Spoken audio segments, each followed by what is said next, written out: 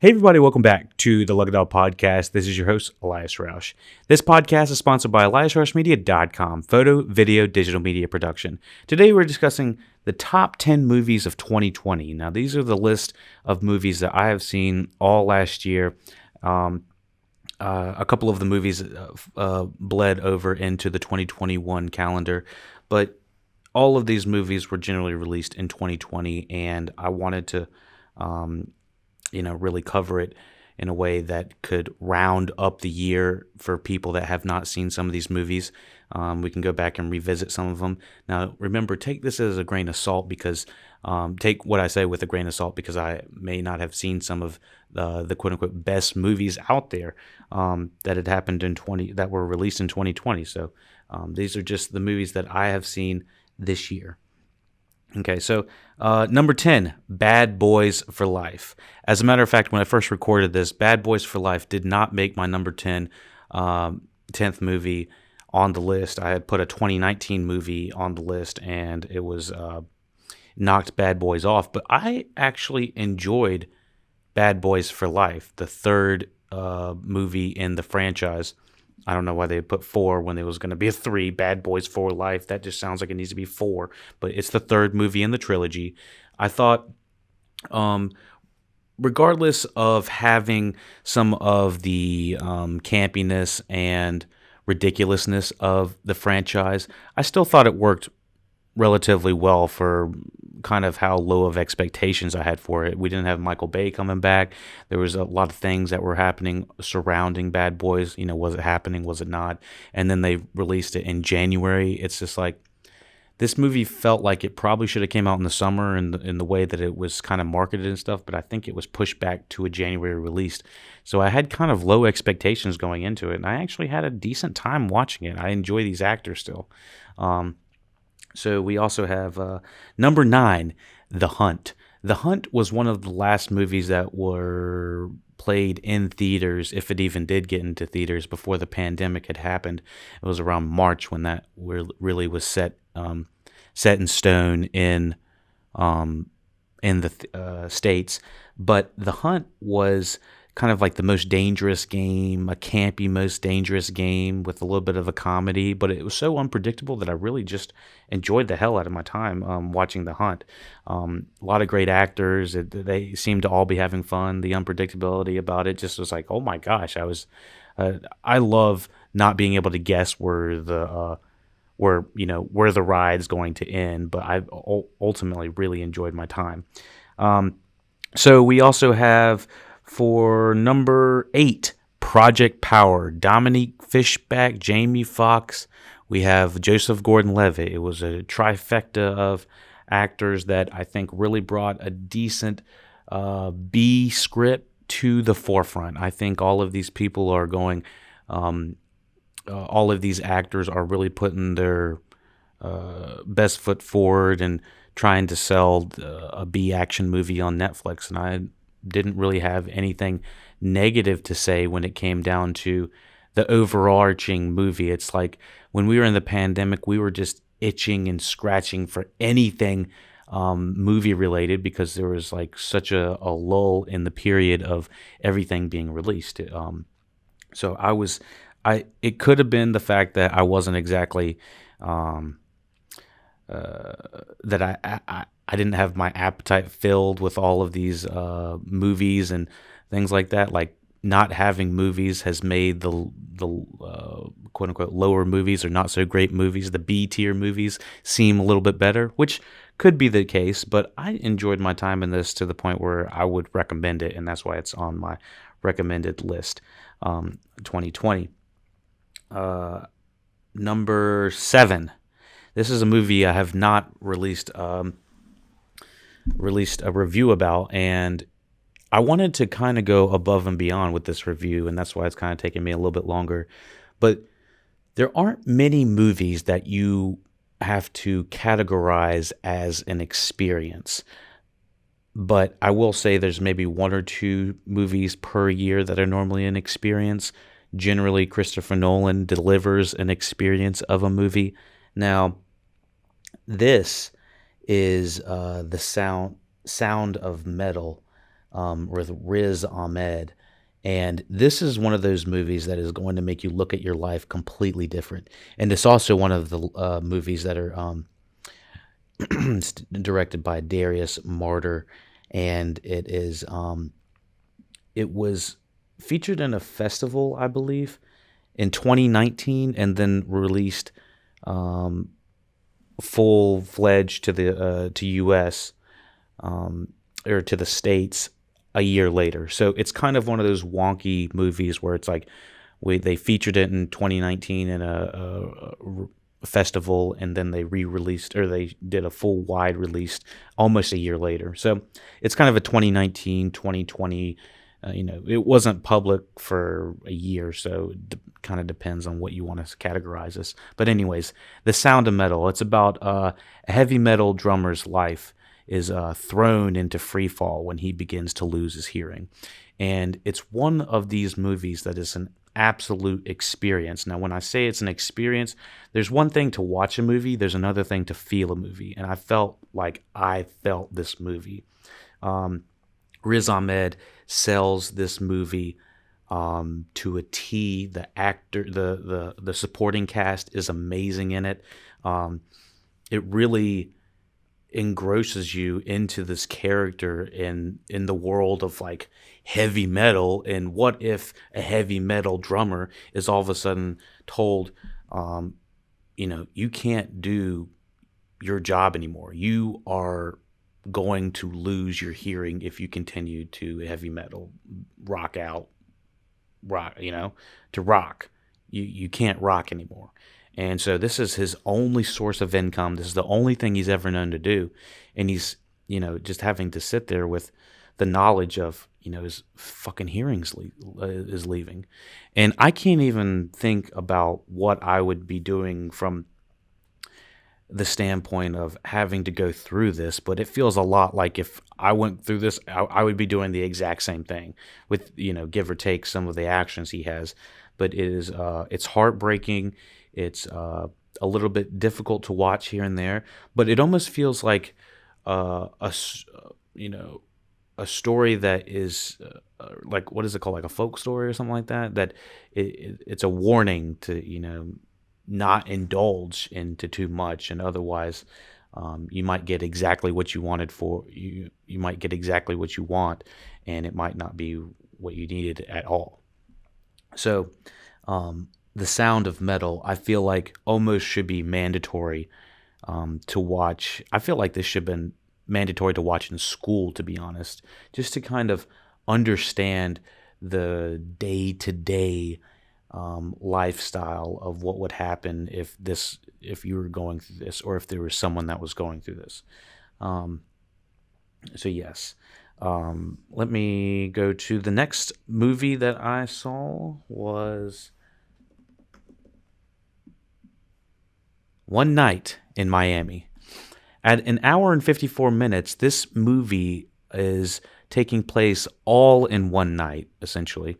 February 25th, Miami, Cassius Clay, a.k.a. Muhammad Ali, joins Jim Brown, Sam Cooke, and Malcolm X as they discuss the responsibility of being successful black men during the civil rights movement. Now, this was Regina King's, I think this was her directorial debut, if not one of the biggest things she's ever done. I can't remember if this is her directorial debut or not, but I know this is one of the biggest projects that she has ever directed. I think she's done some...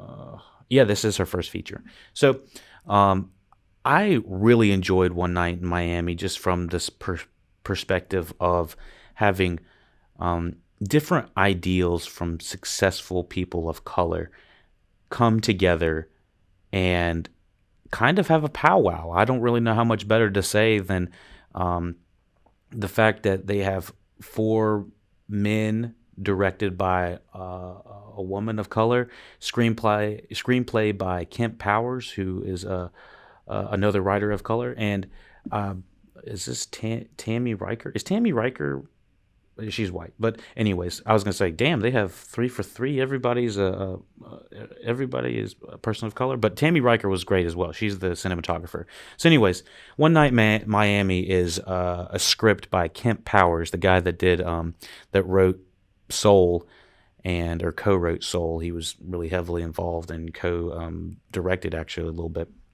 And so Kemp Powers has his hands all over this. He wrote the screenplay, and I enjoyed the hell out of One Night in Miami. Now it's like, well, what makes this movie top 10 worthy? Well, besides the fact that it has something to say and it's talking about very important topics when it comes to civil rights issues, not only things that were happening in the 60s, but I mean, everyone has talked about how One Night in Miami feels like this could be talked about today. It feels almost as relevant today as it did 50, 60 years ago. So, yeah, it's the relevance is what really is key to this, especially with the political age that we're in right now. So we have the next movie. Before I finish One Night in Miami, I really enjoy the direction. I love the actors. I want to hang out with these guys more. You know, when it was over, I was just like, damn, I can't wait for the next episode. And I was like, oh fuck, this is a television show, or this is a movie.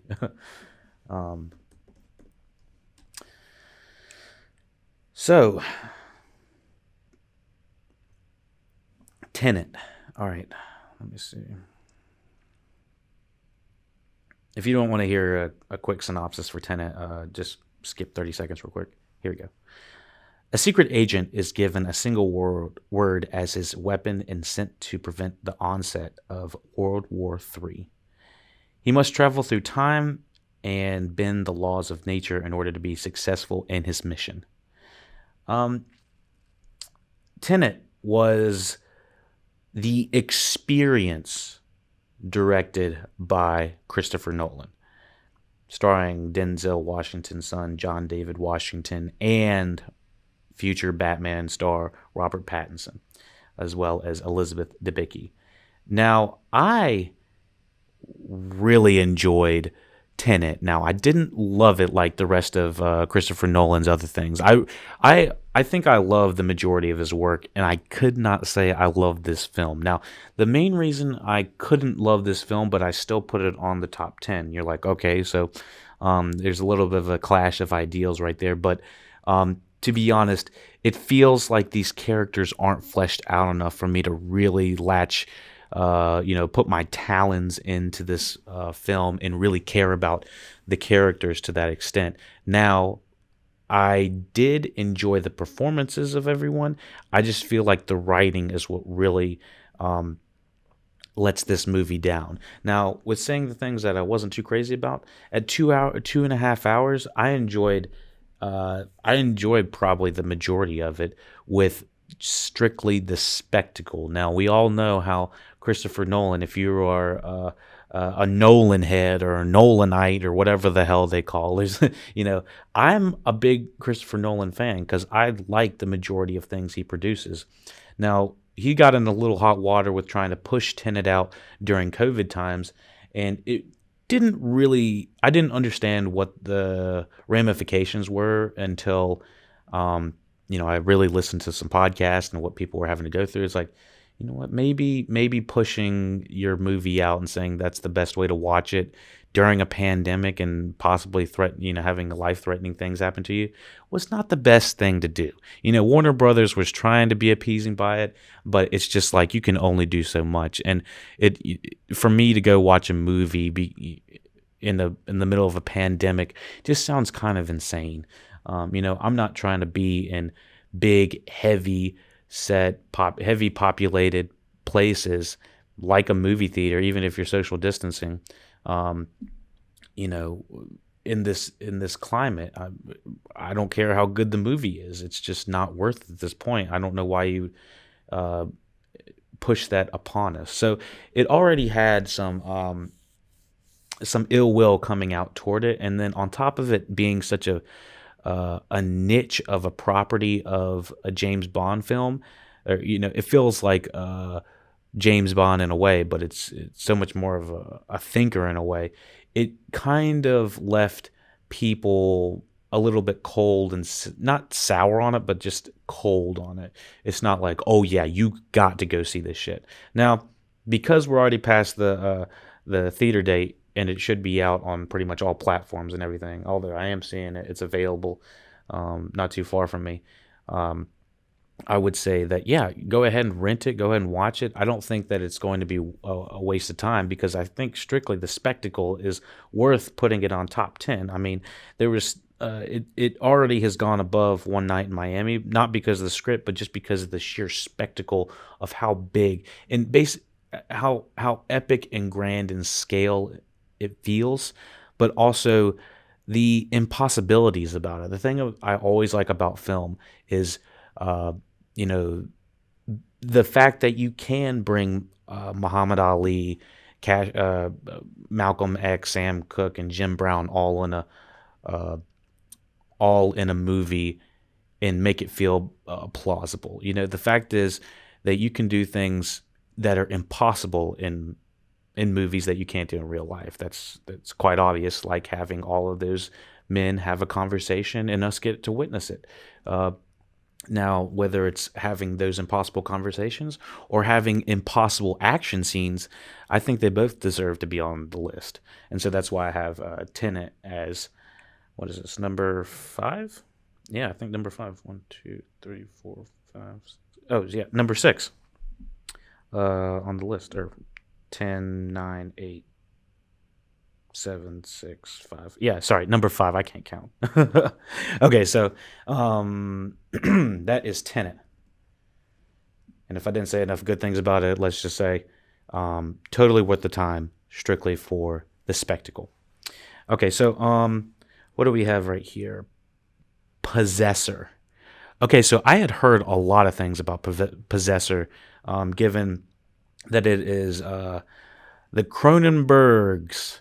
It's the Cronenberg son, Brandon Cronenberg. If you don't know what a Cronenberg is, he was the original director. David Cronenberg has notorious movies such as Scanners, The Fly, Crash, Videodrome.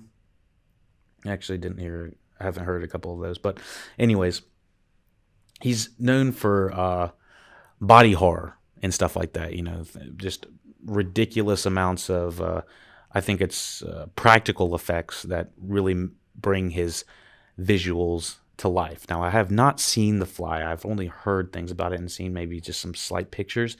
But given his reputation, I had to see what his son could do. So his son, Brandon Cronenberg, is bringing a lot of what his father seems to have brought to the table. Now, it's suspense. Now, I haven't seen tons of the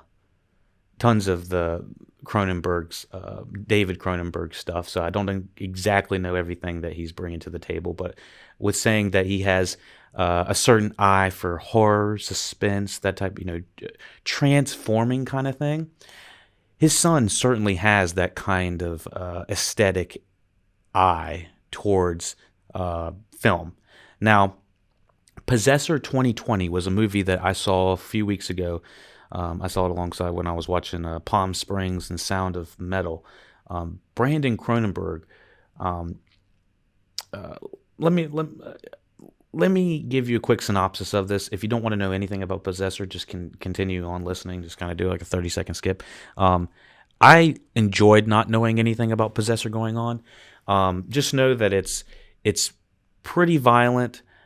It's really suspenseful. It's stylistic as hell. I love this the cinematography in this, and it's one of those movies that feel like an experience again. Now, I talk about movies feeling like an experience. This is one of those movies.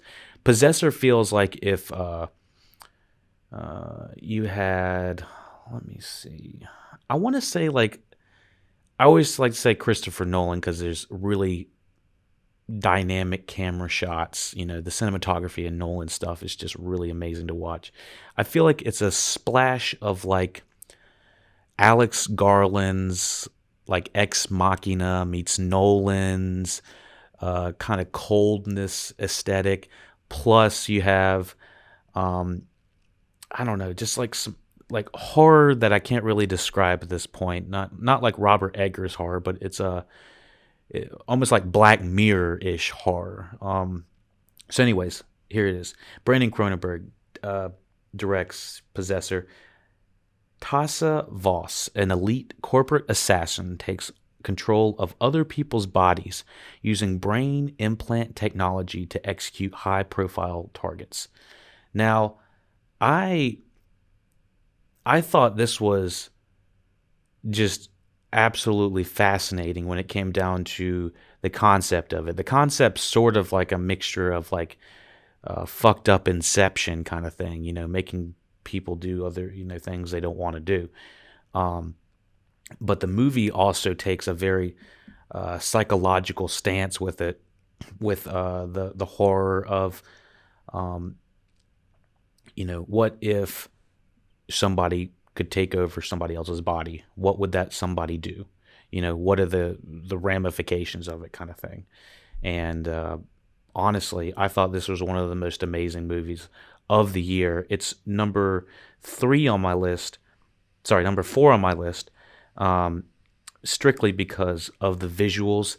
It's got an excellent blend of really nasty violence that I would say doesn't suit. It's not for everybody. If you can't handle the Game of Thrones, if you can't handle The Walking Dead, if there's some pretty horrific things on television, and I think that this is, skating on the edge of, a little bit of torture porn. Just like, it's like, man, you didn't have to do that, man. Come on, man. It's like, so I will say that it is disturbing in a way, but it's nothing worse than I think you would see in, a Game of Thrones or Walking Dead. That's kind of my threshold a little bit. There's like one more threshold I think of when I think of like torture porn type cinema, and it's like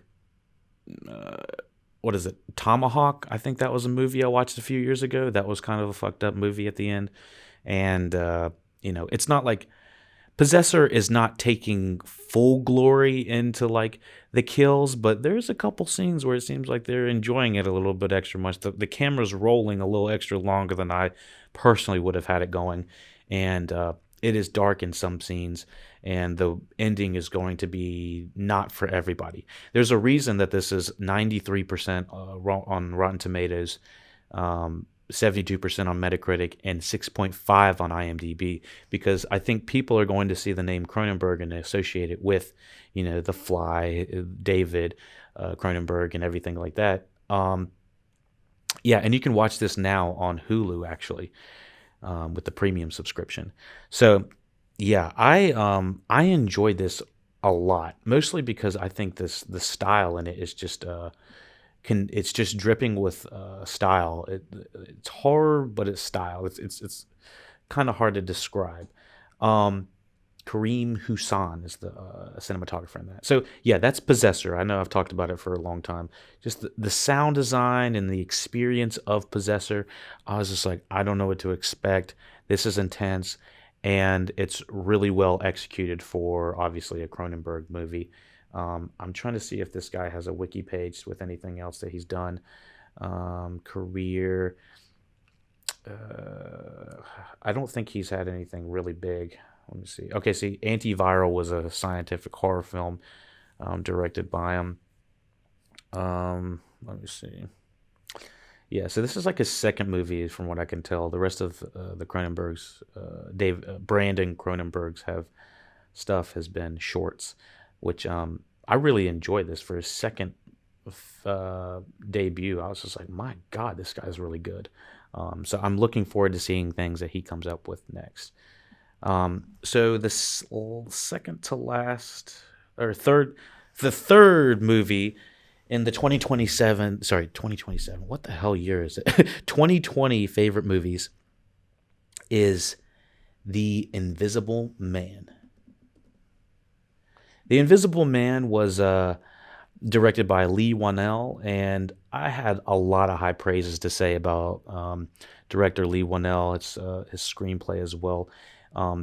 It was just an excellent movie that was pretty highly based about abuse, spousal abuse, gaslighting. There's tons of themes that are happening throughout this movie, as well as it's not only do you get the inside scoop of what's going on through what is her name? The inside scoop of where the hell is Elizabeth Moss character as Cecilia Cass. Um, but we understand the ramifications in this movie, even though there's an invisible abusive boyfriend. We still understand that there's an element to it of people not believing her, and that's something that really sticks, regardless if there's an invisible man or not. So yeah, I think that the Invisible Man has a lot to say. Go back on the review, and I kind of explain a little bit more. It's been a while since I've actually seen it. Let me see. It's almost been 11 months now. So and it seems to be playing on HBO Max now, so you can check that out. What do we have? Number 2, the number 2 2020 favorite movie on my list. Now, this is a movie that I think most people did not see, mostly because it didn't get that much. It did not get that much critical buzz. I guess it was just very. I don't know, kind of went under the radar a little bit, went under the water a little bit. But I will say the My Octopus Teacher is one of the most understated documentaries of 2020, and maybe one of the most understated documentaries of the past 5 years. I gotta say, My Octopus Teacher on Netflix is essentially a Disney movie in real life. It's a down and out teacher decides he needs to jump in the coldest water in the South African Ocean, the South African kelp forest to be specific. It's cold as hell. The dude is depressed out of his mind just from being down and out. I guess I don't remember if it's very clear about why he's depressed, but he's depressed and he needs to do something with his life. And so he decides to go free diving, I believe is what it's called, in super cold water. I think they said it's near Cape Town.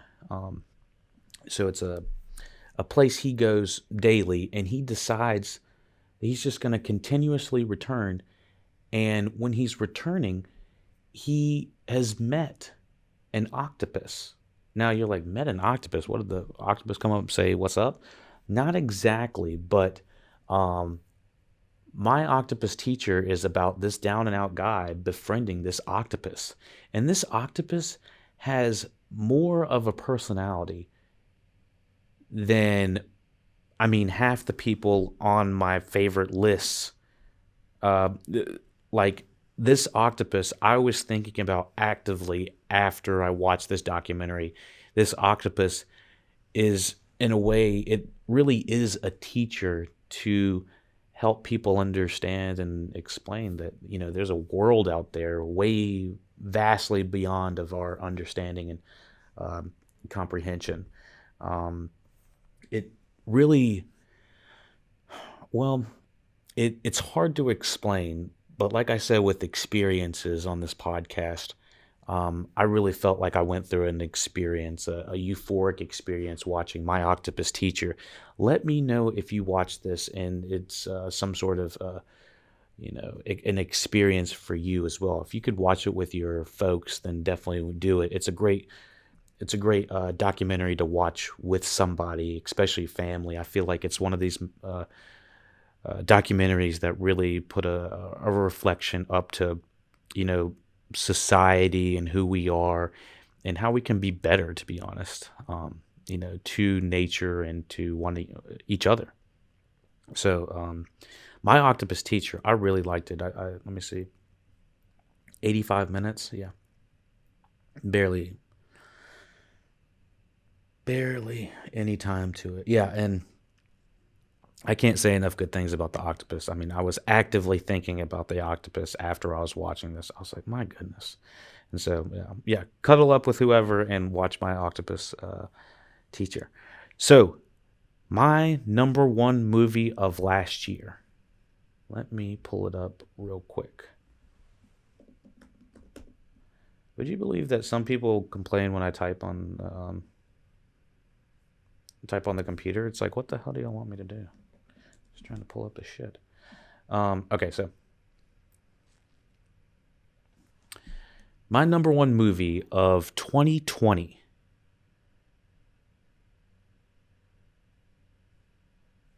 My number one movie of 2020 is Hamilton.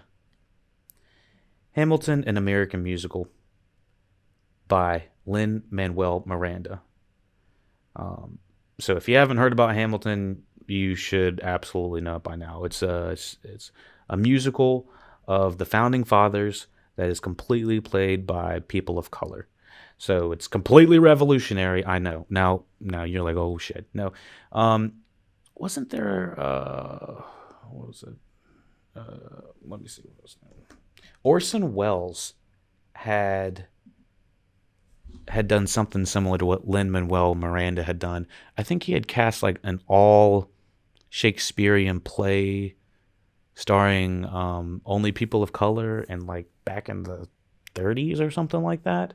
So this has been actually done before, and I wouldn't say it was to this degree of the founding fathers, but recasting with a more traditional non-white actors in historical white roles is completely it changes the shift and the dynamic of what you're watching.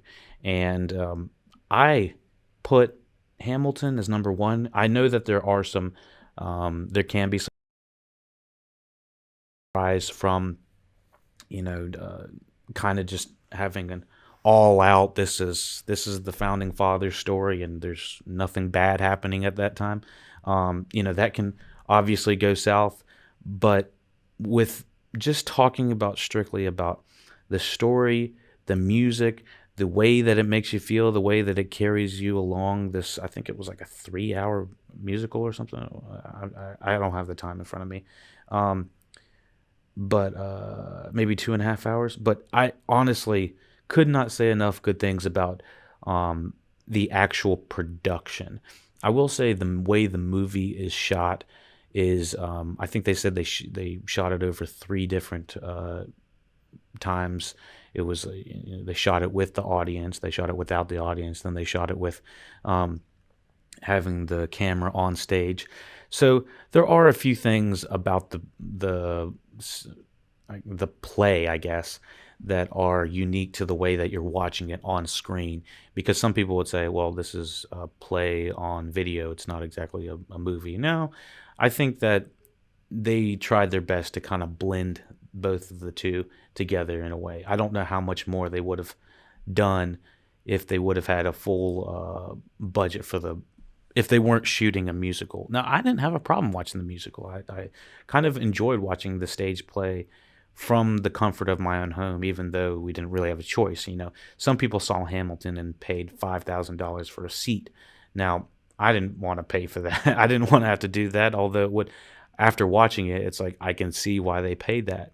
But yeah, Hamilton, it's not revolutionary, but the way that it's executed is like almost basically 10 out of 10. And that's why it's my number one movie of 2020. I can't say enough good things when it comes to the way that it made me feel. I wanted to re-listen to the music. I wanted to go back and hang out with these characters.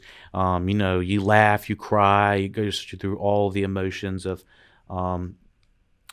traditional storytelling. And having it on a play, I was just like, my goodness, it shows me that I don't need to have a full production to have a decent movie. That's essentially what it's taught me. I mean, they have a very minimalist production on on screen, and I felt like for the most part it didn't bother me at all. So, yeah, that's my number one movie of 2020. Thank you for listening, watching Lucky Dog Podcast. Let me know how I can improve on the podcast. Let me know if there's any movies that I should have watched and I missed. Just absolutely couldn't get. I do have a list of movies that I watched that that were just kicked off right at the end of what is it called? The top 10. There, let me see. Movies that didn't really make it on were right from the top to the bottom: Palm Springs, Extraction, Mulan, Birds of Prey, Hubie Halloween, Wonder Woman 1984, Thinking of Ending Things, Mank, Sonic, Scoob, 365 Days. And yeah, I absolutely was not a fan of 365 Days. You can go back to the review to confirm that, but that was not happening in my book. But yeah, so anyways, let me know what you thought about the films of 2020. I have some indie movies, I have some blockbusters, and I have some documentaries in between. Hopefully all of it is a nice little blend for if you haven't seen any of these. I would absolutely recommend all of those with, the caveats of making sure that you're ready for horror if you're watching Possessor, or if you are ready to watch, feel and experience like Sound of Metal. And there's just a lot to choose from this list. So thank you for listening, watching Lucky Dog Podcast. Be sure to check out patreon.com/LuckyDogPodcast. You'll get all the podcasts early. You'll get this podcast early. You could have listened to this already. Everybody's already listened to it on Patreon, and it'll be released mastered on SoundCloud. You'll have it on YouTube, Twitch, live, and then to support, we have the Patreon and PayPal as well. All of the links are in the description. Remember, we cannot do this podcast without your support. Thank you. 5 stars on iTunes. Follow, rate, share, subscribe. Do all the social media things, whatever you got to do. And remember, if you aren't enjoying this, let me know how I can improve. Thank you, and take it easy. Wow, I'm sorry. I completely forgot to mention Soul in this list. I was just like, oh my goodness. Wow, yeah, I can't believe I did that. So Soul would have actually, if I would have remembered to put it on the list, Soul would have gone between Tenet and Possessor at 1, 2, 3, 4, 5. Number 5. It would have been my number 5 movie. So, yeah, just keep that. The lists are with a grain of salt. It's mostly just a list of, oh yeah, I liked it. Oh yeah, not so hot on it. So, nothing too crazy. Let me know what y'all's top 10 was of 2020. What movies you got to see. Documentaries, streaming, all of it counts because, it's all just, we're crossing the streams these days now. It doesn't matter, what's a movie, what's a documentary, what's a streaming, what's movies only. So, yeah, keep that in check. And, yeah, let me know how I can improve, and take it easy.